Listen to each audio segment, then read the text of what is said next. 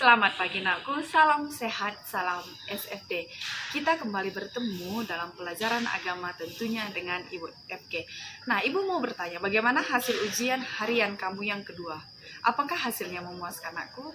Apabila kurang memuaskan, diharapkan kamu meningkatkan belajar kamu. Jangan bermalas-malasan agar nilai kamu dapat meningkat. Nah, hari ini nakku kita kembali kepada materi kita. Materi kita hari ini adalah hierarki dalam gereja Katolik. Nah, penasaran kan bagaimana hierarki dalam gereja Katolik? Mari kita lihat video pembelajaran kita. Sebelum kita memulai pembelajaran kita, mari kita membuat tanda kemenangan Kristus dalam nama Bapa dan Putra dan Roh Kudus. Amin. Materi kita hari ini adalah mengenai hierarki dalam gereja Katolik. Apa saja atau bagaimana hierarki dalam gereja Katolik? Sebelumnya mari kita lihat tujuan pembelajaran kita. Adapun tujuan pembelajaran kita, setelah mempelajari materi ini, siswa diharapkan dengan semangat dan energi untuk mengungkapkan yang pertama, menjelaskan paham tentang hierarki dalam gereja Katolik, yang kedua dasar biblis hierarki dalam gereja, yang ketiga pengertian dasar dan susunan hierarki dalam gereja Katolik, dan yang empat adalah corak kepemimpinan gereja Katolik. Mari kita lihat apa itu hierarki. Hierarki merupakan asal-usul suci ataupun tata susunan ataupun strukturnya. Ajaran resmi gereja Katolik, susunan, struktur hierarki sekaligus merupakan hakikat kehidupan. Kitab suci menjelaskan bahwa perutusan ilahi yang dipercayakan Kristus kepada para rasul akan berlangsung pada akhir zaman. Konsili mengajarkan para uskup menggantikan para rasul sebagai gembala gereja. Struktur hierarki dalam gereja Katolik yang pertama paus. Menurut Konsili Vatikan II, adapun dewan atau badan para uskup hanyalah berwibawa bila bersatu dengan imam agung di Roma pengganti Petrus sebagai kepala dan selama kekuasaan primatnya terhadap semua, baik para gembala maupun kaum beriman yang tetap berlaku seutuhnya. Jadi itulah paus menurut Konsili Vatikan II anakku. Jadi paus itu merupakan pengganti Petrus. Petrus itu adalah paus kita yang pertama. Dan tempatnya berada di Roma. Yang kedua adalah uskup. Uskup pada dasarnya adalah seorang yang berkarya dalam persekutuan dengan para uskup lain dan mengakui paus sebagai kepalanya. Karya seorang uskup adalah menjadi asas dan dasar kelihatan bagi kesatuan dalam gerejanya. Tugas pokok uskup adalah pemersatu. Tugas hierarki yang pertama dan utama adalah mempersatukan dan mempertemukan umat.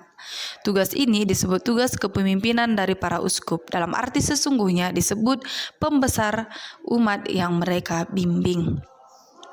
Imam. Imam dan diakon adalah wakil uskup.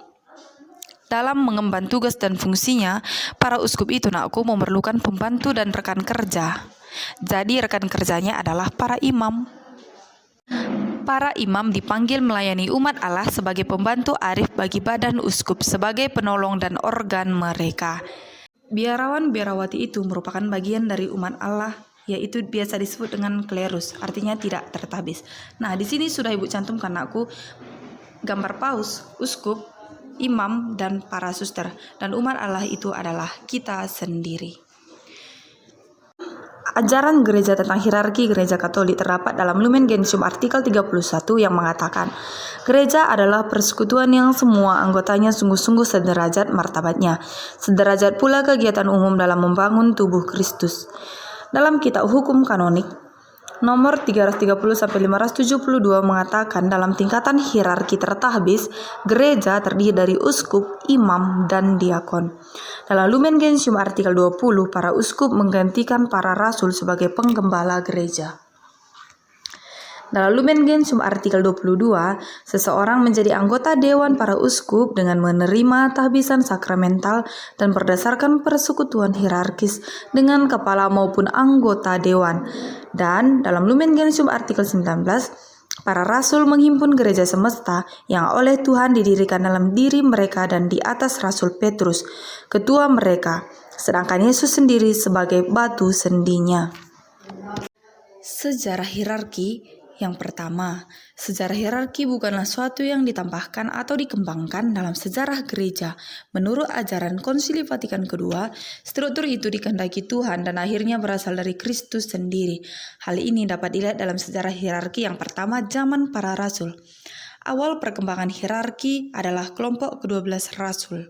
Kelompok inilah yang pertama-tama disebut rasul. Rasul atau apostolus adalah utusan.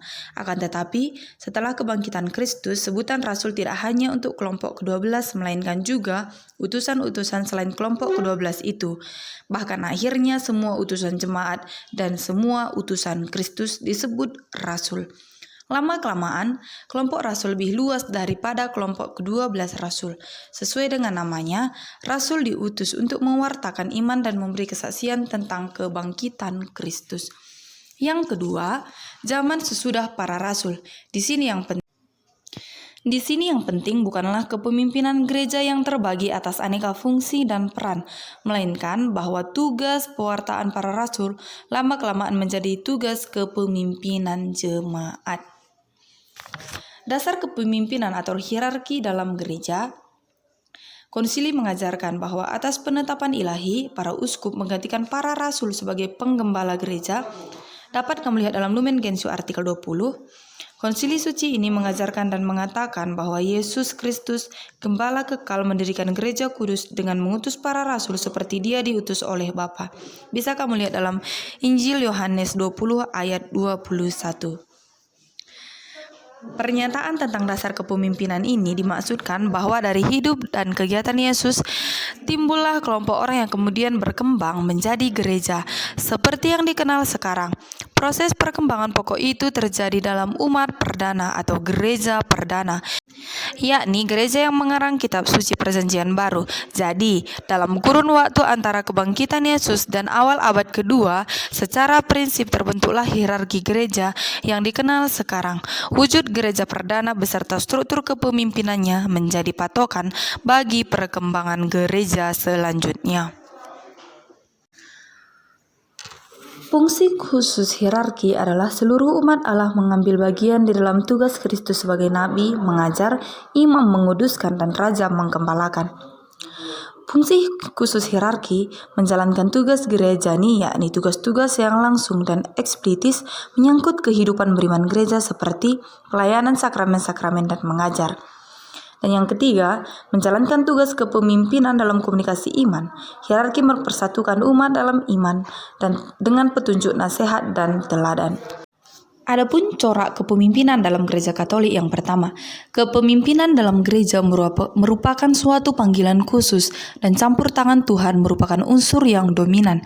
Kepemimpinan gereja tidak diangkat oleh manusia berdasarkan bakat, kecakapan atau prestasi tertentu. Kepemimpinan dalam gereja tidak diperoleh oleh kekuatan manusia sendiri. Bukan kamu yang memilih aku, tetapi akulah yang memilih kamu. Kepemimpinan dalam masyarakat dapat diperjuangkan oleh manusia, tetapi kepemimpinan dalam gereja tidaklah demikian.